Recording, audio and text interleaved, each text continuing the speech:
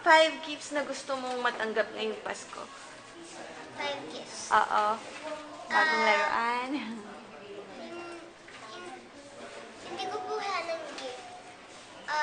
Ang gusto ko po kasi, mag-pray po ko lagi sa mga pinahingailangan ng tulong. Yan. Kapag, kasi po, yung mga taong nangailangan ng tulong, binibigyan po namin ni Mami. Kasi po, kung wala po sila, hindi po ako nandito.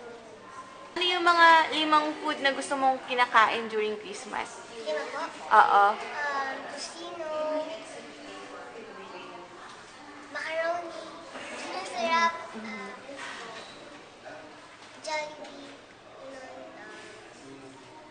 McDonald's, lahat. Gusto ko lahat. Yun po.